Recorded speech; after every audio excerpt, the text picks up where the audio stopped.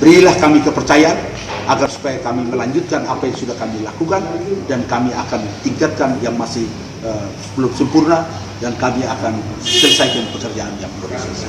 Prinsip saya yang pertama adalah rakyat tidak boleh lapar di daerah yang sangat sulit. Itu prinsip saya, dan saya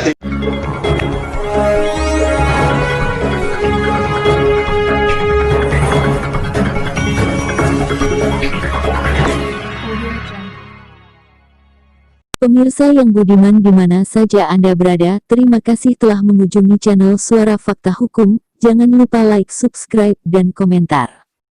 Keberhasilan pembangunan pada sebuah kabupaten sangat ditentukan oleh peran seorang bupati. Oleh sebab itu, sebagai bupati seharusnya memiliki pemikiran yang cerdas dalam menerapkan setiap program pembangunan agar tujuan mensejahterakan masyarakat di daerahnya dapat tercapai. Terkait hal tersebut, media ini melakukan wawancara interaktif bersama salah satu calon Bupati Malaka, Dr. Stefanus Priasiran MPH, di kediamannya Kamis 15 Oktober 2020. Untuk mengetahui lebih jelas, ikuti tayangan berikut ini. Ada 9 kabupaten yang akan berlangsung pesta demokrasi. Salah satu kabupaten yang saat ini saya kunjungi adalah Kabupaten Malaka. Kabupaten ini adalah kabupaten baru, yang baru 5 tahun berjalan, tetapi dari sisi pembangunannya sungguh hadir. Hasilnya saya di sini saya saksikan langsung bahwa ada perkembangan signifikan. Tentunya hal itu tidak terlepas dari kebijakan dan kreativitas pemimpinnya, dalam hal ini bupati atau kepala daerah yang bersangkutan. Hadir di samping saya Bupati Bapak Dr. Stepia akan siap memberikan penjelasan publik terkait dengan bagaimana kreativitas membangun daerah ini 5 tahun yang sudah dilewati dan 5 tahun akan siap melanjutkannya. Selamat malam Bapak Bupati. Selamat malam Bapak Wakil, selamat malam. Calon wakil. Calon wakil, tetapi sepertinya akan dikukuhkan ke sana ya. Puji Tuhan. Ya. Bagaimana saya dapat informasi bahwa memang kondisi real yang sedang dijalani ini memang sangat hangat dan panas. Kami diizinkan untuk berkeliling NTT selama, khususnya untuk daratan timur, selama 12 hari kerja.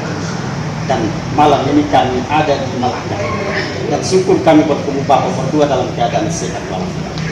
Walaupun ada tantangan pandemi, tetapi tantangan itu tidak sedikit pun merebakkan semangatnya untuk tetap meraih kaitan dalam tentunya Bapak 5 tahun memimpin daerah ini, ada buah-buah tangan yang luar biasa sudah dinikmati oleh rakyat ini. Kita tahu bahwa ada semacam satu semangat di mana ada deadline-nya, yaitu revolusi pertanian, dan itu sampai di tingkat nasional. Nah, tentunya kiat-kiat yang dibangun selain pertanian juga ada hal-hal lain yang berikutnya. Suara Bapak saya persilakan. Terima kasih. Pertama, kami menyampaikan terima kasih kepada para sahabat yang mau menggali sesuatu hal yang kecil yang kami sudah buat di Kabupaten Malaka ini. Ketika tahun 2015 kami mencalonkan diri untuk menjadi kepala daerah bersama dengan Bapak Dr. Andus Daniel Asa almarhum, kami telah memiliki satu cita-cita, adalah kami harus berbuat sesuatu yang baik untuk rakyat supaya nama kami dikenal sepanjang masa. Prinsip inilah yang mendorong saya untuk bekerja all out dengan menggunakan resources yang terbatas. Saya berusaha untuk bekerja dengan sebaik-baiknya, dan sudah hampir 5 tahun rakyatlah yang memberikan penilaian terhadap apa yang sudah saya kerjakan. Prinsip daripada seorang kepala daerah, dia dalam rangka menjabarkan visi dan misi yang dituangkan dalam program kegiatan. Itu garis besarnya hanya ada 2. Yang pertama, berusaha untuk mengatasi persoalan yang sedang dihadapi oleh rakyat. Yang kedua, dia berusaha agar supaya kebutuhan mendasar yang dibutuhkan oleh rakyat supaya hidup layak dan pantas itu tidak buat. Berkenaan dengan itu, maka kami meluncurkan satu program yang disebut dengan revolusi pertanian Malaka. Alasannya karena tanah Malaka ini tanah subur. Lebih dari 80% penduduknya bertani, dan semua kader-kader dari Malaka ini besar dan tumbuh itu oleh karena hasil pertanian. Oleh karena itu kami membuat program yang disebut dengan revolusi pertanian Malaka, definisinya adalah upaya yang sungguh-sungguh dengan cara-cara yang luar biasa supaya dalam waktu yang sesingkat-singkatnya rakyat berkelimpahan makanan. Berkelimpahan di sini pasti ada tahap-tahap.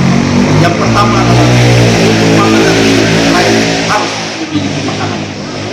Dan cara operasionalnya adalah lahan yang dimiliki oleh rakyat yang karena kemampuan terbatas tidak bisa mengolah, maka pemerintah mengolah lahan mereka menggunakan alat traktor supaya rakyat bisa tinggal menanam. Yang kedua, manakala rakyat tidak memiliki kemampuan untuk menyediakan bibit, pemerintah membantu untuk menyediakan bibit. Kemudian kalau dalam pertumbuhan tanaman tersebut membutuhkan pupuk, maka pemerintah juga membantu. Kemudian di dalam pertumbuhan tanaman-tanaman tersebut ada kendala-kendala yang berkaitan dengan penyakit-penyakit yang berkaitan dengan itu, maka didampingi, mereka diberikan pendampingannya, dan kami membentuk tim ahli atau tim pakar revolusi pertanian yang terdiri dari 13 orang, ada beberapa orang profesor dan beberapa dokter dari teman-teman dari dosen Undana Kupang untuk membackup sehingga dari aspek kajian ilmiahnya dan penerapannya itu dapat dilaksanakan dengan sebaik-baiknya. Tanah rakyat lebih dari 2.000 hektar dan hasilnya luar biasa. Sekarang kalau bapak-bapak nanti ke lapangan itu 60 traktor besar sedang memacu tanah-tanah rakyat supaya pada musim tanam 2020-2021 musim tanam pertama, maka rakyat itu bisa menanam makanan, tanaman-tanaman untuk makanan mereka. Inilah yang mendasari, karena prinsipnya manusia itu pertama tidak boleh lapar. Nah, ini yang kami katakan. Yang kedua, kami membuat program yaitu total coverage, perlindungan menyeluruh untuk rakyat Kabupaten Melaka. Apabila sakit, maka mereka tidak perlu mengeluarkan biaya karena biayanya akan ditanggung oleh pemerintah. Beberapa rakyat, banyak rakyat kami, mayoritas rakyat kami sudah ditanggung oleh pemerintah pusat melalui BPJS. Kemudian bagi mereka yang belum ditanggung atau namanya tidak ditanggung, kami buat kebijakan apabila sakit maka biaya pengobatannya ditanggung oleh pemerintah daerah. Kami tidak buat Jamkesda, kami tidak buat jaminan kesehatan daerah. Yang kami buat adalah kebijakan di mana kalau rakyat yang tidak memiliki BPJS, kalau berobat biayanya ditanggung oleh pemerintah. Tidak hanya di Kabupaten Melaka, dirujuk ke rumah sakit Atambua juga ditanggung oleh pemerintah Melaka, bahkan dirujuk sampai Kupang, rumah sakit Provinsi Yohanes Kupang juga ditanggung oleh pemerintah. Kalau meninggal pun mobil jenazahnya ditanggung, jenazahnya diantar sampai. Kebijakan ini kami ambil karena yang namanya sakit tidak pernah direncanakan, dan namanya kalau sudah sakit, maka yang sakit tidak memperoleh penghasilan karena dia tidak kerja. Kemudian kalau dia sakit, keluarga pun ada yang tidak kerja karena harus menjaga dia. Kemudian kalau membutuhkan biaya untuk membayar, pasti dia bongkar modal kapital yang dia miliki untuk supaya membayar biaya kesehatan. Kalau ini risiko ini kalau tidak di-backup oleh pemerintah, maka apabila mereka sakit, maka mereka akan tambah miskin dan mereka akan tambah susah. Oleh karena itu risiko yang ini diambil oleh pemerintah, di mana kalau mereka sakit, biaya yang ditanggung oleh pemerintah, dan ini tidak hanya disepakati oleh bupati, tapi juga disepakati oleh pemerintah, oleh DPRD yang kami tuangkan di dalam peraturan daerah tentang APBD, di mana kami menyiapkan uang untuk biaya mereka yang sakit. Dan dengan mekanisme seperti begini, setiap tahun itu kami hemat itu belasan miliar. Tapi kalau kami misalnya ada yang mengatakan bahwa kenapa tidak lewat BPJS saja? Kalau lewat BPJS kan jumlah mereka yang tidak ditanggung oleh BPJS, kami harus bayar iuran. Bayar iuran itu mereka semua yang belum punya BPJS harus dibayar iuran. Kami tidak cukup uang, kami tidak punya uang. Oleh karena itu kami hanya bisa membuat kebijakan dan keuntungannya ada dua, yaitu satu total coverage, artinya semua rakyat Kabupaten Melaka kalau sakit pasti tertanggung karena ada yang ditanggung oleh BPJS, ada yang ditanggung biaya oleh pemerintah daerah. Jadi bukan Jamkesda. Banyak yang salah paham atau dalam bahasa gaulnya itu gagal paham. Dikira itu Jamkesda. Tidak, kita tidak boleh buat Jamkesda karena itu dilarang. Kami hanya buat kebijakan kalau dia sakit maka biayanya ditanggung oleh pemerintah daerah. Itu dalam istilah pembiayaan itu namanya fee for service. Jadi bayar sesuai dengan tarif yang ada.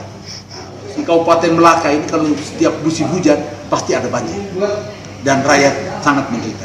Oleh karena itu kami membuat upaya-upaya secara serius, yaitu kami membuat tanggul dan juga normalisasi badan sungainya sehingga dia menjadi dalam dan dia tidak menjadi. Karena kalau banjir itu kan ada dua sebab. Satu, tebingnya rendah, yang kedua karena sungainya itu dangkal. Jadi kita garu buat dalam, kemudian tebingnya tidak tinggi. Dan mulai 2016 sampai sekarang tidak ada banjir yang masuk ke perkampungan karena kami telah mengatasi. Yang namanya banjir itu cara mengatasinya dua, atasi sebab banjir dan atasi efek banjir. Selama ini kita hanya atasi efek banjir, sehingga setiap kali hujan banjir lagi. Tapi mulai 2016 di bawah kepemimpinan kami atasi sebabnya, yaitu badan sungainya dangkal, kami keruk, kemudian tanggulnya tidak tinggi, kami buat tinggi sehingga rakyat terlindung. Yang ketiga, kami konsentrasi buat jalan, karena jalan itu ibaratnya seperti urat nadinya perekonomian, urat nadinya kehidupan manusia. Oleh karena itu kami konsentrasi membuat jalan. Yang keempat itu kami upayakan supaya sumber daya manusia, baik yang aparatur maupun masyarakat, supaya ditingkatkan kemampuannya. Kalau aparatur itu kami memberikan kesempatan untuk mengikuti pelatihan dan pendidikan formal, dan hampir 60 orang sejak 2016 itu aparat kita, baik para pejabat maupun staf, hampir 60 orang sudah magister. Sedangkan S1-nya itu ratusan, dari D3 menjadi D4, kemudian dari SMA menjadi S1, mereka sudah ratusan. Kami membantu pembiayaan. Kami berharap nanti ada belasan. Ya. Inilah beberapa hal yang kami kerjakan untuk rakyat Kabupaten Melaka. Kami sungguh serius. Dan untuk periode kedua, kami fokusnya untuk menyelesaikan hal-hal yang masih belum sempurna, kami sempurnakan. Yang masih kurang kami benarkan, ya kami buat benar. Dan fokusnya adalah jalan raya. Saya sudah keliling, hari ini kami sudah 33 desa, kemudian sudah di 64 titik. Kami keliling mulai tanggal 2 Oktober di masa kampanye, dan sangat prihatin jalan-jalannya. Aduh, rusak sekali. Jadi kemarin saya diskusi dengan partai-partai pengusung, yaitu Golkar, Nasdem, Demokrat, Hanura, Gerindra, dan PDI Perjuangan. Kami diskusi dengan para pemimpin partai di Kabupaten Melaka, dan juga dengan Bapak dan Ibu anggota DPRD Kabupaten Melaka. Karena di Kabupaten Melaka ada 25 anggota DPRD, 20-nya adalah pendukung pasangan SB-SBT. Saya telah meminta kepada para beliau agar supaya itu pimpinan kami, kalau Tuhan berkenan, para leluhur merestui dan rakyat memberikan mandat dan kepercayaan, kami akan fokus untuk bangun jalan raya, karena jalan raya merupakan urat nadi itu pembangunan, sehingga percepatan pembangunan itu dapat dilaksanakan. Ciri khas sebuah daerah itu tidak usah jauh-jauh, lihat jalan. Kalau jalannya masih rusak, masih belum baik, itu pertumbuhannya. Makanya kami akan konsentrasi untuk menyelesaikan. Memang tidak gampang, uang yang sedikit, kita harus betul-betul fokus untuk melakukan hal-hal yang betul-betul menyentuh kepentingan rakyat. Banyak yang kritik sama saya, mana kantornya, mana rumah jabatannya. Saya katakan kantor belum bisa. Saya kira bupati pertama, kedua, ketiga, kalau mereka pro sama rakyat, tidak mungkin bangun kantor. Karena tidak ada korelasi langsung kantor yang megah, kantor pemerintah yang megah dengan kemakmuran dan kesejahteraan rakyat. Apalagi bangun rumah jabatan, tidak bisa. Saya tidak seperti itu. Ada yang kritik sama saya, katanya tidak bangun kantor, mana kantornya, mana. Saya bilang ya, kita hidup ini balance. Kalau Anda mendapatkan ini, maka ini Anda tidak dapat. Kalau Anda mendapatkan ini, maka ini tidak dapat. Jadi saya pilih, saya mengerjakan sesuatu yang langsung dinikmati oleh rakyat, langsung dirasakan oleh rakyat, supaya rakyat tahu bahwa mereka punya pemimpin dan mereka ada pemimpin. Itulah cita-cita kami. Ada satu hal lagi, yaitu tentang penyediaan air bersih. Kami sedang berusaha lewat dukungan dari pemerintah pusat, provinsi, juga supaya penyediaan air bersih. Kemudian secara darurat kami juga memberikan beberapa mobil tangki, puluhan mobil tangki untuk mensuplai air ke desa-desa yang memang sangat kesulitan air. Dan itu pun masih belum cukup. Sehingga kami akan merancang, mungkin kami akan rancang satu badan kecil untuk mengelola supaya dapat mensuplai air kepada masyarakat. Karena air itu sumber kehidupan, sangat menyedihkan sekali. Saya lihat mengunjungi masyarakat di masa kampanye, kami beritahu kepada mereka, berilah kami kepercayaan agar supaya kami melanjutkan apa yang sudah kami lakukan, dan kami akan tingkatkan yang masih belum sempurna, dan kami akan selesaikan pekerjaan yang belum selesai. Kira-kira seperti itu. Lalu juga tadi ada terkait dengan jalan ya. Setahu saya bahwa di jalan kita di daerah ini juga ada jalan status provinsi. Nah, itu juga jalan kondisinya sangat parah. Nah, apakah kita ini korelasi dengan pemerintah provinsi seperti apa sehingga kaitan dengan itu jalan-jalan ini diperhatikan oleh pemerintah provinsi? Begini, yang namanya pemerintah kabupaten itu sudah ada undang-undangnya dan menentukan luas wilayahnya dengan batas-batas. Tetapi dalam penanganan persoalan jalan itu dibagi tugas. Ada jalan yang diurus oleh pemerintah pusat yang disebut dengan jalan negara. Ada jalan yang diurus oleh pemerintah provinsi yang disebut dengan jalan provinsi. Dan ada jalan kabupaten, ada jalan kecamatan, dan ada jalan desa. Prinsipnya adalah semua jalan itu diurus oleh pemerintah, hanya pembagian tugas. Memang kami jalan provinsinya itu tidak terlalu panjang, dan Bapak Gubernur dan Wakil Gubernur telah bersepakat dengan kami bahwa dalam kepemimpinan beliau selama 3 tahun jalan-jalan provinsi akan diselesaikan. Jadi kami tetap menaruh kepercayaan bahwa jalan provinsi yang ada pasti diselesaikan. Kemudian jalan nasional juga sama diselesaikan. Tapi seorang bupati harus proaktif untuk menyampaikan usulan dan mengingatkan kembali supaya apa yang sudah disepakati dapat dilaksanakan. Tetapi kalau pada saat ada kerusakan, ada emergensi, itu tidak boleh berharap dari provinsi dan dari pusat. Harus pemerintah daerah menangani, karena sehari-hari yang menggunakan jalan itu adalah rakyat Kabupaten Belakang. Jadi tidak bisa bilang, wah ini jalan provinsi jadi dibiarkan, nggak boleh. Kalau emergensi itu bupati harus segera mengatasi dengan dana tanggap darurat, karena ini sangat dibutuhkan oleh rakyat. Oleh karena itu dalam perlakuan penanganan emergensi tidak ada perlakuan bila ini jalan pusat, ini jalan provinsi, ini jalan kabupaten. Jalan itu adalah jalan yang dibutuhkan oleh rakyat, dan pemerintah itu adalah pemerintah Republik Indonesia. Itu yang kami sering memberikan pemahaman kepada jajaran kami supaya melihat itu secara komprehensif. Karena yang disebut dengan pemerintah, ya pemerintah kita semua. Disebut karena bupati itu, ya itu dirinya gubernur, ya itu dirinya para menteri, ya dirinya presiden. Jadi tidak boleh melempar tanggung jawab kepada pemerintahan di atas. Itu kita harus atasi, karena pemerintah atau bupati itu adalah representatif pemerintah Republik Indonesia yang ada di daerah. Sehingga kita urus dengan baik. Dan aparat pemeriksa juga memahami tentang hal ini, dan itu tidak dipersalahkan. Yang penting prosedurnya itu diperhatikan, jadi norma prosedur, norma standar prosedur dan kriteria itu harus dipenuhi dengan sebaik-baiknya. Di bidang pengelolaan keuangan daerah, ya ketika saya 2016 menerima hasil kerja tahun 2015 itu disclaimer. Tapi mulai 2016, hasil 2016, 2017, 2018 itu WDP, wajar dengan penyesuaian. Dan di 2019 kami terima di 2020 wajar tanpa penyesuaian. Kami dan tahun 2021 kami telah mendapatkan informasi bahwa kami mendapatkan insentif, yaitu insentif dari pemerintah pusat sebanyak 39,9 miliar karena kami wajar tanpa penyesuaian. Dan saya kira peruntukannya tentu ada dia punya juklak dan juklusnya, kami akan memanfaatkan dengan baik, dan ini merupakan dorongan semangat bagi semua aparat di Kabupaten Belakang supaya bekerja dengan sebaik-baik. Lalu juga terkait dengan tadi tanaman, khusus untuk tanaman jagung, memang potensi daerah kita ini kan untuk tanaman itu sangat cocok ya. Ada satu program dari provinsi namanya tanam jagung panen sapi.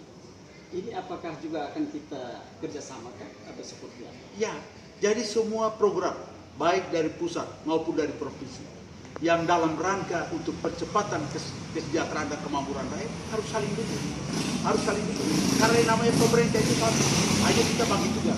Oleh karena itu kami dukung, dan di Malaka ini jagung itu merupakan sudah sangat familiar dengan masyarakat petani di Kabupaten Melaka, dan bahkan 1 tahun di daerah-daerah tertentu ditanam selama 3 kali.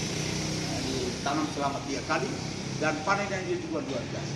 Sehingga saya ketika dilantik pada tanggal 17 Februari 2016, prinsip saya yang pertama adalah rakyat tidak boleh lapar di daerah yang sangat sulit.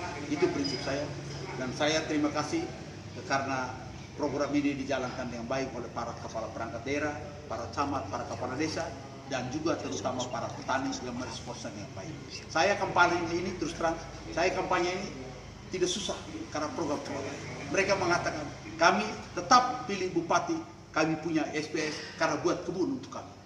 Ada pengakuan-pengakuan dari para janda, mereka mengatakan kalau mereka itu suaminya sudah meninggal, maka ibaratnya mereka tidak punya kebun.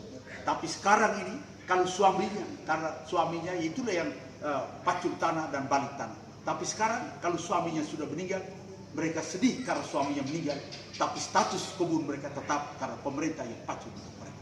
Ini luar biasa dan mendorong saya untuk tetap mempertahankan program seperti ini. Dan bahkan dalam mimpi saya dimimpikan, itu kita harus lihat kemampuan uang daerah.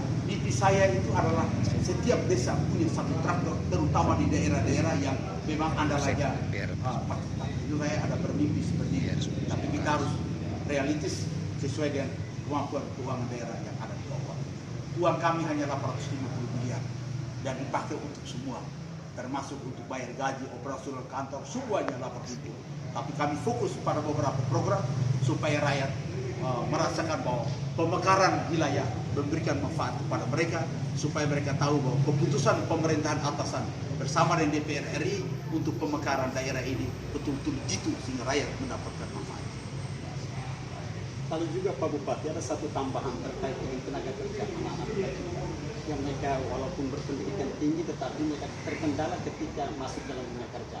Dan ada catatan bahwa masyarakat kita Melaka ini ada yang merantau sampai di Malaysia dan negara-negara tetangga. Ini kira-kira bukan kira lagi, tapi konsep dasar yang dibangun oleh seorang bupati seperti apa untuk menjawab tantangan. Menarik sekali.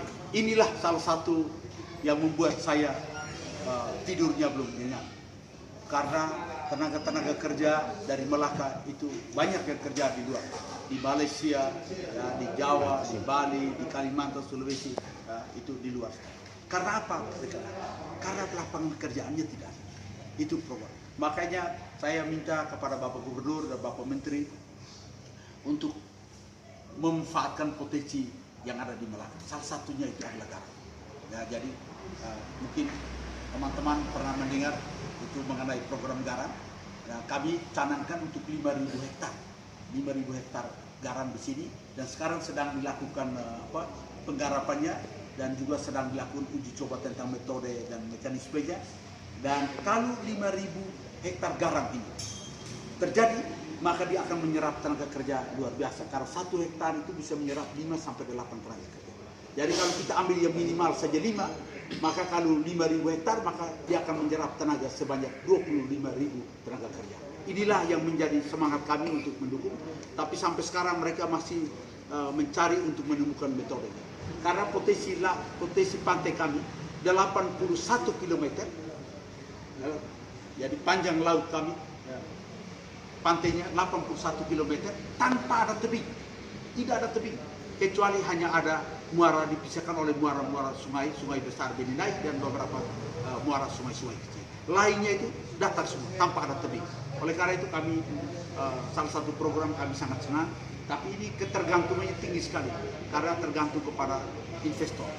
Jadi waktu kami akan buat kesepakatan, sampai sekarang belum buat kesepakatan karena kami masih menunggu hasil uji coba mereka. Kalau sudah berhasil, kami akan buat kesepakatan. Jadi investor datang membawa modal dan teknologi, kemudian rakyat dan pemerintah daerah menyiapkan lahannya. Supaya usaha bersama, tidak boleh disewa, tidak boleh dibeli, tapi usaha bersama. Sehingga kita dividennya itu kita bagi bersama. Hasil kerjanya bagi bersama antara rakyat yang punya tanah dan pemerintah daerah yang punya tanah. Sehingga usaha ini usaha bersama. Jadi tidak boleh hanya rakyat menonton, tidak boleh itu pemerintah daerah hanya mengandalkan pajak, tapi kita harus usaha bersama. Jadi investornya bawa uang, investornya bawa teknologi, dan pemerintah daerah membawa membawa tanah, dan juga rakyat juga membawa tanah. Ini ya konsepnya, dan tidak gampang memang. 5 tahun, 10 tahun tidak bisa, karena namanya investasi ini pasti ada perhitungan-perhitungannya, dan sekarang mereka sedang mulai. Kami berharap supaya kegiatan ini bisa berlangsung, dan itu akan menyerap tenaga banyak sekali. Kemudian tenaga yang lain tidak ada, kita hanya harap dari CPNS juga terbatas sekali. 2 tahun lalu kita mendapat formasi 500. Tes pertama yang lulus 23, saya susah sekali. Kemudian baru dilakukan revisi, nah itu bisa menyerap 400 lebih, tapi tidak sampai 500. Nah, karena ya, itu kan kemampuan kita untuk ikut tes. Karena apa? Tesnya standarnya sama, ya toh? Itu. Sedangkan anak-anak pendidikannya itu berbeda-beda, jadi memang agak repot sekali. Oleh karena itu kita berharap investor berkeinginan untuk masuk di belakang, dan kita akan memberikan kemudahan-kemudahan. Tentu tidak boleh menguntungkan satu pihak, merugikan satu pihak. Makanya saya di sini konsepnya adalah investasi usaha bersama antara rakyat, pemerintah daerah, dan investor. Pesan saya adalah ini pilkada ini kan kita mencari pemimpin untuk 5 tahun. Jangan sampai hanya karena cari pemimpin sesuai dengan pesan Bapak Presiden. Setiap kali ada pemilihan kepala daerah, pemilihan legislatif maupun pemilihan presiden, Bapak Presiden Jokowi selalu memesan, jangan karena ini pemimpin setiap 5 tahun persaudaraan dan persahabatan kita rusak. Itu tidak boleh, karena kita semua bersaudara dalam nama Tuhan yang Maha Kuasa, dan kita semua bersahabat karena kita masuk di area yang sama. Inilah yang saya minta. Makanya di Melaka saya katakan, mari para paslon menawarkan program-program yang pro rakyat, rayu sama rakyat, yakinkan rakyat bahwa apabila saudara terpilih, saudara akan mengerjakan program-program yang pro rakyat. Tidak usah saling menjelekkan satu sama lain. Sebab manusia tidak ada yang sempurna. Ini ada yang pergi kampanye itu hanya menjelek-jelekan orang. Mana ada program dan kegiatan menjelekkan orang? Tidak ada orang yang sempurna di dunia ini. Dan kalau pemimpin-pemimpin terdahulu mengerjakan sesuatu tidak sempurna, itulah dibutuhkan pemimpin berikutnya supaya menyempurnakan. Kemudian kalau ada pemimpin terdahulu belum buat sesuatu, itulah maka ada pemimpin berikutnya supaya dia buat sesuatu. Jadi mari kita bergandengan tangan, berjuang, menawarkan program-program pro rakyat supaya rakyat percaya sama kita, dan besok kita buang satu sama lain. Tidak usah berusaha untuk menjadi tinggi dengan berdiri di atas bangkai. Sebab kalau Anda berdiri di atas bangkai, Anda terasa tinggi, tapi bau badan Anda busuk karena di sekeliling oleh bangkai. Inilah yang saya pesan. Mari kita semua, seluruh komponen, jaga suasana ini supaya penyelenggaraan pilkada dapat berlangsung dengan aman, dengan damai, dengan tertib, dan sukses. Suksesnya, indikator suksesnya adalah terpilih seorang bupati dan seorang wakil bupati sesuai dengan ketentuan dan peraturan yang berlangsung. Dan berikanlah kesempatan kepada rakyat tanpa rakyat merasa ketakutan, tanpa rakyat ditekan, dan tanpa rakyat dibohongi. Inilah pesan saya. Dan juga peran pers itu sangat besar sekali. Oleh karena itu pers mohon wartakan sesuai dengan apa yang ada, tidak usah ditambah-tambah, tidak usah dibuat bengkok-bengkok, karena pers itu sangat berperan untuk memberikan pendidikan politik kepada rakyat sehingga partisipasi politiknya itu akan tinggi oleh masyarakat. Baik, saudara pemirsa, sebagaimana pertanyaan saya hanya satu, tapi ketika dijawabnya itu luar biasa. Ini tandanya bahwa seorang pemimpin yang luar biasa menguasai tentang materi. Beliau ini adalah seorang dokter, pengalaman praktis dalam pelayanan publik tentunya untuk masyarakat di NTT seluruhnya memahami dan mengetahui persis tentang latar belakangnya. Rakyat Melaka tentunya akan memberikan kepercayaan penuh sesuai dengan hati nurani terkait dengan pemimpin-pemimpin yang dibawakan. Dialog singkat di malam hari ini tentunya membawa perubahan politik khususnya untuk pencerdasan publik di Indonesia, di NTT, dan khususnya di Kabupaten Melaka. Atas perhatian diucapkan terima kasih. Salam sehat. Selamat dengan siku.